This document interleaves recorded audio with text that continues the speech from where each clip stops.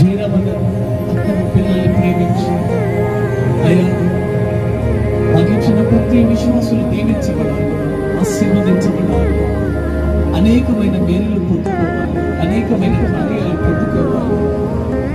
ఇల్లు లేని వారు ఎవరు ఉండకూడదయ్యా, స్థలాలు లేని వారు ఎవరు ఉండకూడదయ్యా. బిడ్డలందరూ దీవించబడాలి ప్రభా. నిత్య మందిరంలో చేస్తున్న ప్రార్థనకి ప్రతిఫలం ఆశ్చర్యకరమైన గృహంలో మీరు కట్టించారు నా తండ్రి, నీకు స్తోత్రం అయ్యా. జయరామను ప్రేమించి మీరు కట్టించిన నూతన గృహము కొరకు స్తోత్రం స్తోత్రం స్తోత్రం స్తోత్రం. ప్రతి స్థితిలో నన్ను నడిపిన ప్రతి వైనాన్ని బట్టి మిమ్మల్ని స్తుతిస్తున్నాను. ఆశ్చర్యాన్ని కలిగించేటువంటి నీ ఆశీర్వాదం కొరకు నీకు స్తోత్రం చెల్లిస్తున్నాను.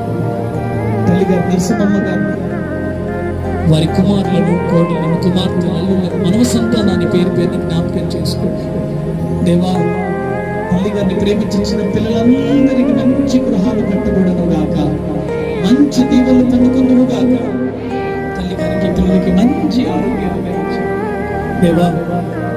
నూతన గృహాన్ని ఇచ్చినందుకు ఒక్కసారి స్తుతిస్తున్నాను. జరుగుతున్న ఈ గృహ ప్రవేశం ప్రార్థన పూర్వకంగా జరుగుతున్న ఈ ఆరాధన నీవే జయప్రదంగా జరిగించే మహిమ పొందడం. ఇది మేమైతే వాక్యం విని అయ్యా నాకు యోసేపు లాంటి దీవెన కావాలి, యోసేపు లాగా నేను భక్తిగా బతుకుతాను అని ఎవరైతే తీర్మానం చేసుకుంటున్నారో, అందులో ఎన్నుకునే మార్గం కాకుండా యోసేపు ఎన్నుకునే మార్గాన్ని ఎవరైతే ఎన్నుకుంటున్నారో ఆ బిడ్డలకి నూరంతల దీవెన దయచేయదురు కాక. బిడ్డలందరినీ కూడా దీవించండి. యేసు నామములో ప్రార్థించి అడిగి పొందుకున్నాము తండ్రి, ఆమేన్. గట్టిగా దేవునికి చప్పట్లు కొట్టి ప్రభువును గణపరుద్దాం. గట్టిగా గట్టిగా గట్టిగా గట్టిగా గట్టిగా గట్టిగా హల్లెలూయా. ప్రభుకి మహిమ కలుగునుగాక. ఆమేన్. మంచిది ఉన్న మాటన అందరూ అలాగే కాగా నీ దేవుడైన యెహోవాను జ్ఞాపకం చేసుకొనవలెను.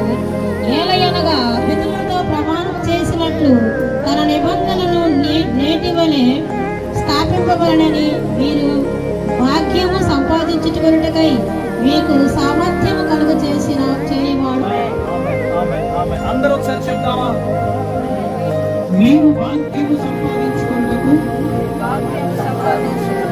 సామర్థ్యము కలుగ చేయవాడు యెహోవాయే. నేను నా ఇంటి వారు యెహోవాను సేవించుదము. నీతిమంతుల గుడారములలో రక్షణ గురించిన సునాద సంగీతములు వినబడును.